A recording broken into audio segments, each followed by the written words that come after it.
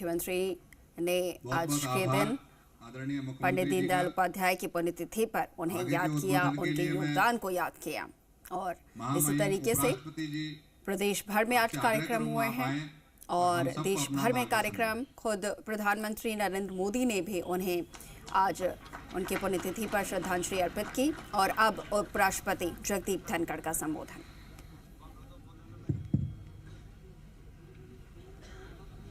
आप सभी को नमस्कार।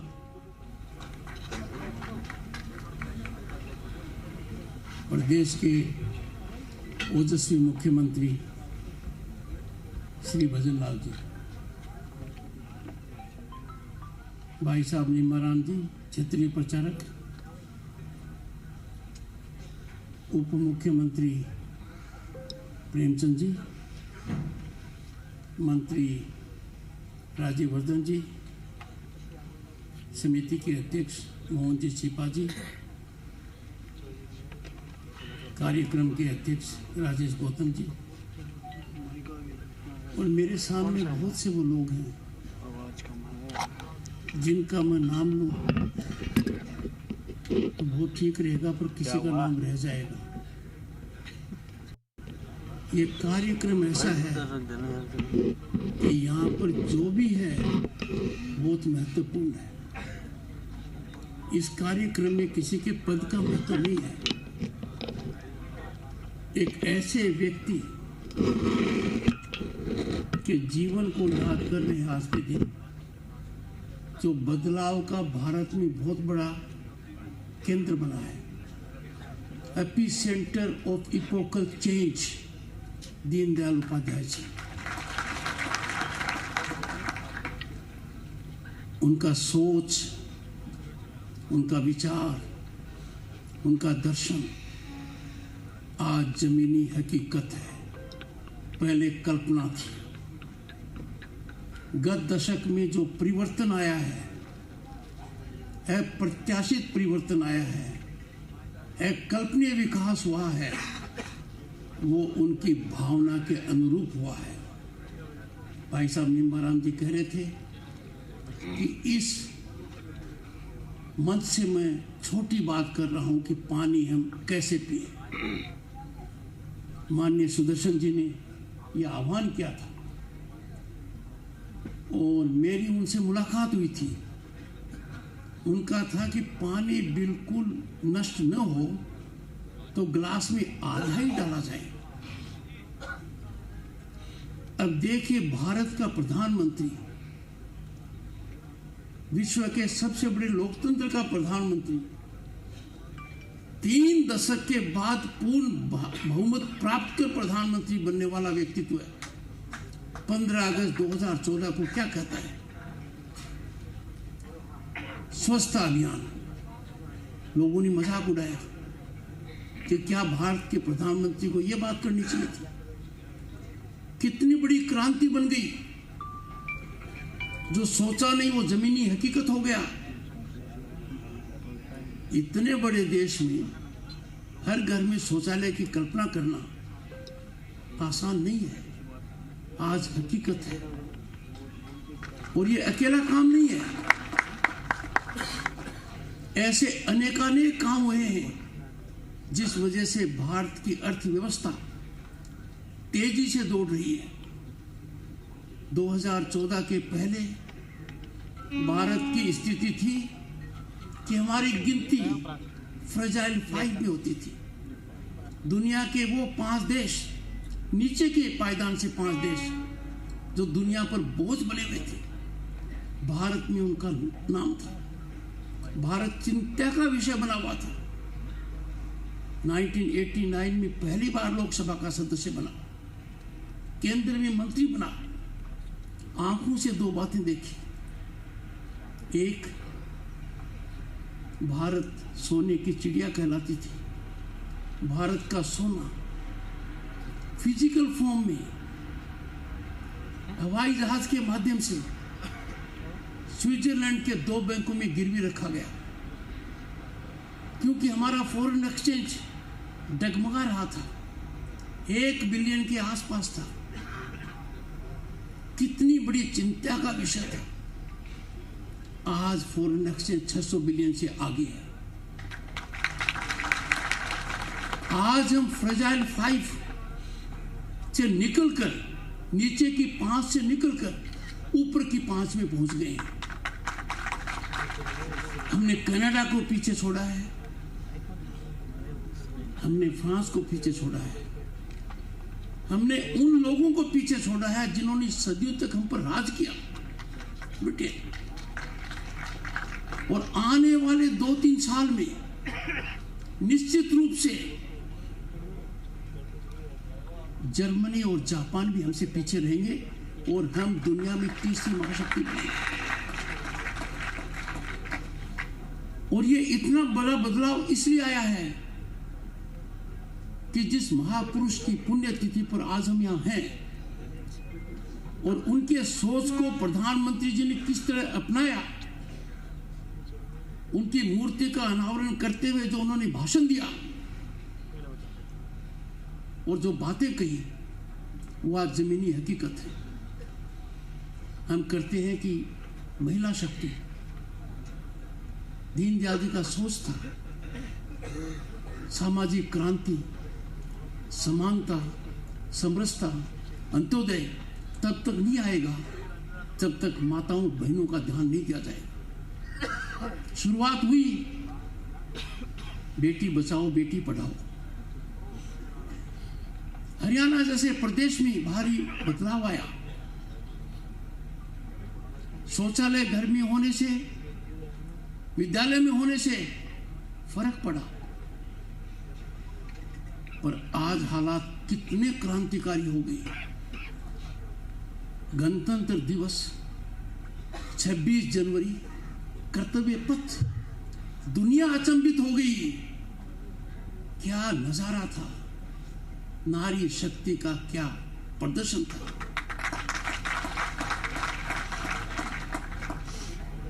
उनका प्रभाव उस दिन सबसे अधिक था। आज लड़ाकू पायलट हैं वो, सेना में उनकी भर्ती है। जब चंद्रयान 3 जाता है तो महिलाओं का योगदान ध्यान आता है कि रॉकेट वुमन है वहां पर। यह बदलाव आया। 3 दशक से एक बड़ी पीड़ा थी। कई बार प्रयास हुए पर सफल नहीं हुआ। और वो प्रयास था कि नीति निर्धारण में, देश और राज्य का भविष्य निर्माण करने में महिलाओं की भागीदारी कैसे बढ़े, कैसे लोकसभा और विधानसभाओं में उनको प्रतिनिधित्व मिले। आज ये हकीकत है। 20 और 21 सितंबर 2023 को लोकसभा और राज्यसभा में नारी शक्ति वंदन अधिनियम पारित हुआ। ये जमीनी हकीकत बनी। आप अंदाजा लगाइए आने वाले समय में, नजदीक भविष्य में, जब भारत की लोकसभा में, हर विधानसभा में नारी शक्ति का प्रतिनिधित्व है 1/3 से ज्यादा होगा। क्योंकि 1/3 तो आरक्षित है, अनारक्षित में भी वो चुनाव लड़ सकते हैं। बड़ा बदलाव आएगा। मैं आपको ये कहना चाहता हूं कि इस कदम को आप बारीकी से देखिए। दीनदयाल जी का सोच था कि इसके बिना काम नहीं चलेगा, आगे समानता नहीं आ सकती। ध्यान इतना रखा गया है कि शेड्यूल कास्ट, शेड्यूल ट्राइब, जिनके लिए पहले से आरक्षण है, उस आरक्षण में भी 1/3 महिलाओं के लिए है। समाज के हर वर्ग का ध्यान दिया गया है। और ये बहुत अकल्पनीय, असाधारण, इपोकल डेवलपमेंट है। एक बड़े बदलाव का संकेत देता है। ऐसा पहले कभी नहीं हुआ। ये सोचा दुनिया में आज भारत की जो छवि है वो पहले कभी नहीं थी। भारत के पासपोर्ट की तरफ जो लोग देखते हैं, आप अंदाजा नहीं लगा सकते वो क्या सोचते हैं। जो हमें चेताते थे, हमारे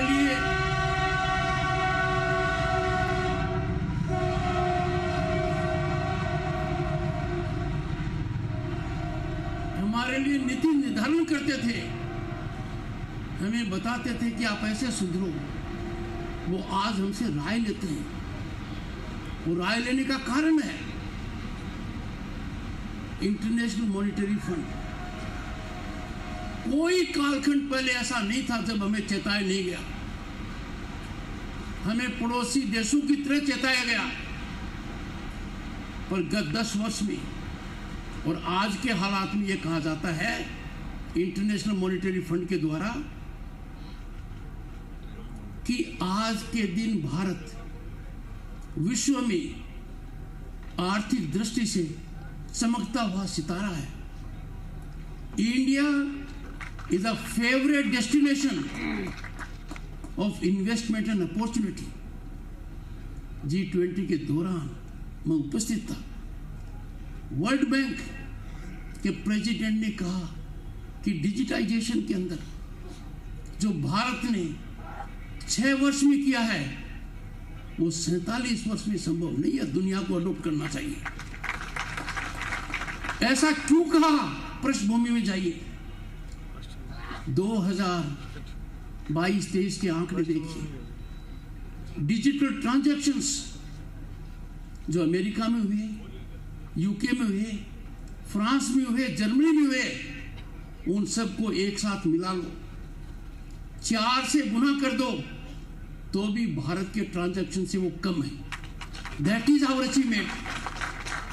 it is on account of this historic development, game changer development कि वर्ल्ड बैंक, IMF कहते हैं ये बातें। एक दूसरी बात देखिए, साधारण रूप से मोबाइल क्रांति आ चुकी है। शुरुआत में हम तो सब बाहर से मंगाते थे, आज हम बाहर भेजते हैं। दुनिया में सबसे ज्यादा मोबाइल यहां है और हमारे लोगों की योग्यता, शिक्षा जहां कम है वहां भी ज्यादा है कि पर कैपिटा डेटा कंजम्पशन, एक व्यक्ति द्वारा इंटरनेट का डेटा कंजम्पशन यदि अगर हम देखें तो हमारा औसत है वो चाइना और अमेरिका दोनों को मिला लो तो भी उससे ज्यादा है। यह क्रांति आई है। इसका आधार है दीनदयाल जी का सोच, उनका दर्शन। माननीय मुख्यमंत्री जी ने कहा कि चौधरी चरण सिंह को भारत रत्न दिया, जिन्होंने कृषि के अंदर हमें इतना बड़ा योगदान दिया। ऐसे महान साइंटिस्ट उनको दिया, नरसिम्हा राव जी को दिया, कर्पूरी ठाकुर जी को दिया, लाल कृष्ण आडवाणी जी को दिया।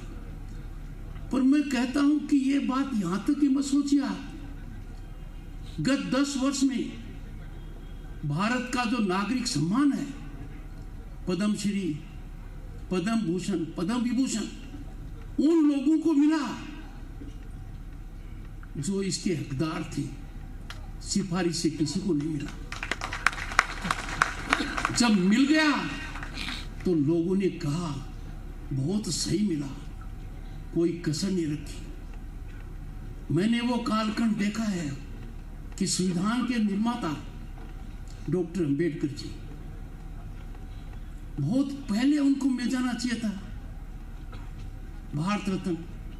मैं लोकसभा का सदस्य था, केंद्र में मंत्री था जब ये फैसला लिया गया। तो आज के दिन जिस मापदंड से दिया जा रहा है, उस मापदंड का स्रोत, उस मापदंड का आधार दीनदयाल जी का सोच, उनका दर्शन ही है। आज के दिन जब भारत अमृत काल में है और हमारा अमृत काल भी आज के दिन गौरव काल है, पर हमें एक बहुत लंबी मैराथन शुरुआत की है। 2047 में भारत को विकसित राष्ट्र होना है, दुनिया में सर्वश्रेष्ठ होना है, और वहां तक जाने के लिए सरकार के अलावा आम नागरिक की भी बहुत महत्वपूर्ण भूमिका है। मैं इस मंच से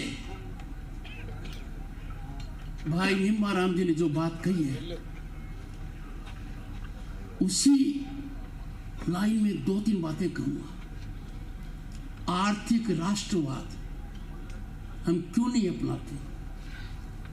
क्या अच्छा लगता है कि हमारे देश में दिए, कैंडल, काइट, फर्नीचर, कर्टेन, कपड़ा, खिलौने जैसी वस्तुएं बाहर से आए?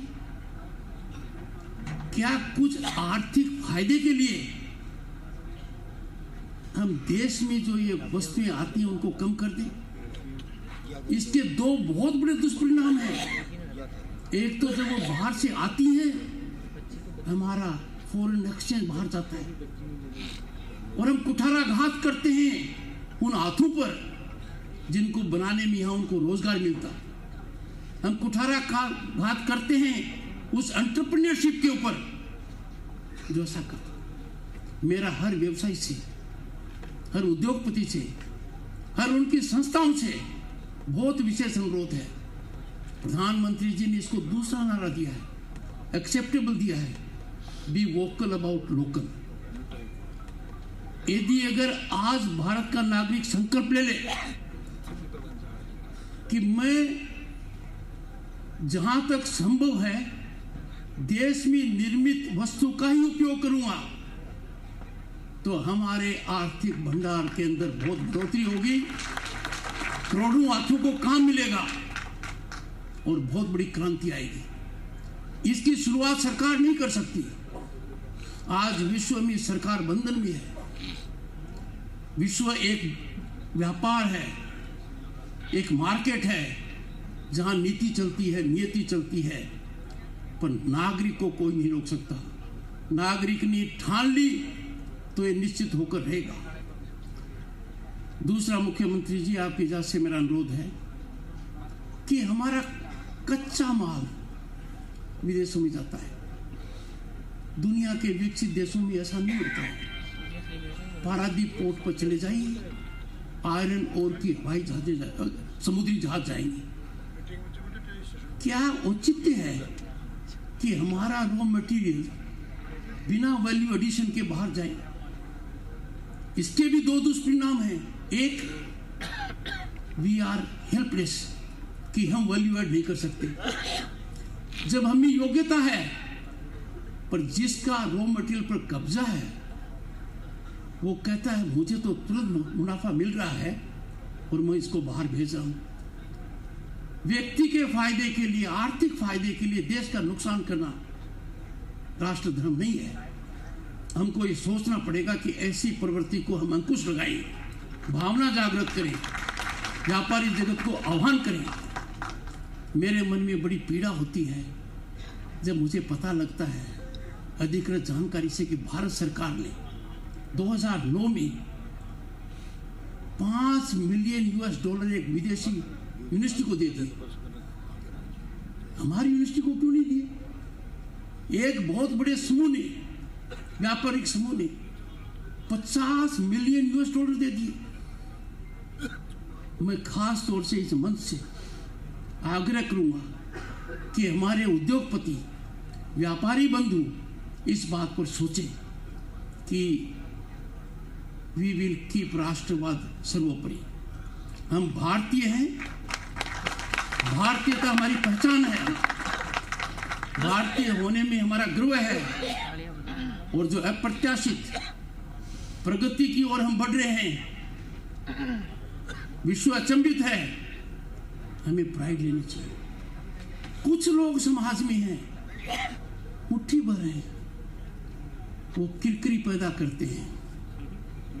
उनको नजर नहीं आता कि हमारा प्रजातंत्र जितना ज्वलंत है, क्रियाशील है, हर स्तर पर है, गांव से लेकर संसद तक है, उसको वो कलंकित करते हैं, बदनामी का प्रयास करते हैं। हमें उस समय चुप नहीं रहना चाहिए। हमारी चुप्पी, हमारा उसको कुंठित न करना लंबे समय तक हमारे कानों में गूंजेगा कि जब समय था तब हमने वो कर्तव्य क्यों नहीं निभाया। आज के दिन जब देखते हैं हर महीने, तो कुछ न कुछ ऐसा सुनने को मिलता है जिसकी कल्पना कभी नहीं की थी।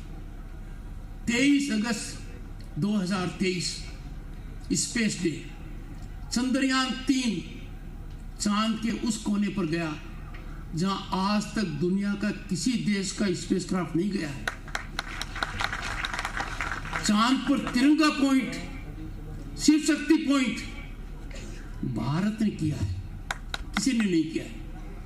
सितंबर के अंदर आए तो मैंने कहा कितना बदलाव हुए हैं।